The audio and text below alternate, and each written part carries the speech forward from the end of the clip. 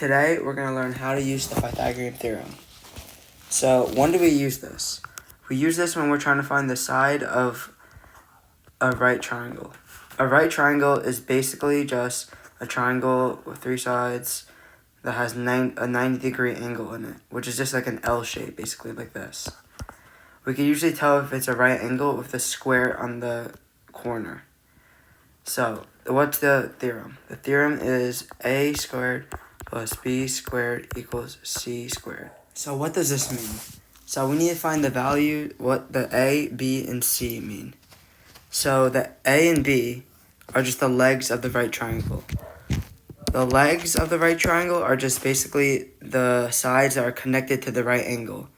So we know that the little square means that this is the right angle, and the two sides that are connected are this side and this side. So that means these sides are the A and B. The C side is always going to be the side that is opposite to the right angle. So since the right angle right here is here, opposite to that would be this side right here. So this would be the C. Let me show you what this equation means. So it's basically saying that if we turn the A value and B value into a square, that value will equal the C value. So if we turn A into a square, we make three lines that are the same value as the A. We make three lines that are the same length as the B.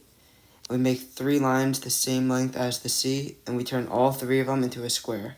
So these are all three squares right now that have the same length on every side. So that means we're basically saying that this square right here plus this square will have the same area as this square.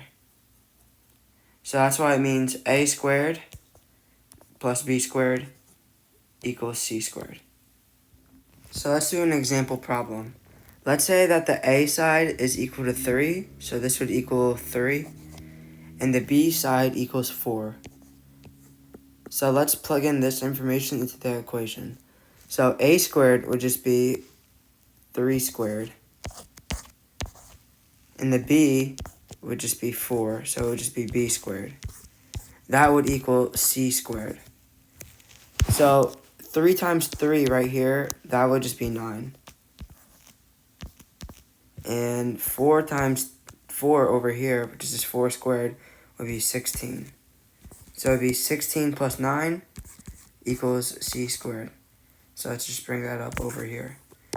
So that would just be 9 times plus 16, that's just 25 equals c squared. So we're really close to finding the c value here. All we need to do now is just use the square root so we can isolate the c and find its value. So the square root of c squared, we need to square root this side too. So this would cancel out the 2, or the exponent squared, and the square root, so that would just be c, and the square root of 25 would just be 5. So now we know that the c value, or this side right here, is equal to 5. So in this one, the a value is 6, so we'll just put 6 here. And the c value is 10. So this time we don't know the value of the b value. So we can still plug in the equation. So the a is 6, so that means it's 6 squared. We don't know the b value, so we'll just put that as b squared equals c squared, which we know, which is 10. By the way, quick tip. The c value is always going to be the longest value of all three sides. So the c will be bigger than the a and the b. Okay, so back to the equation. 10 squared, which is just 10 times 10, is 100. And right here, 6 times 6, 6 squared, is just 36. 36 plus b squared. Let's move the equation up here. So to get the b alone, we need to move the 36 to the other side. So negative 36 plus 100 is 64.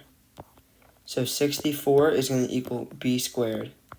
So to get the b alone, so we can find the b value, we need to use the square root to cancel out the squared. So the square root of b squared would just be b, and the square root of 64 would just be 8. So that means the b value, this value, is going to be 8. So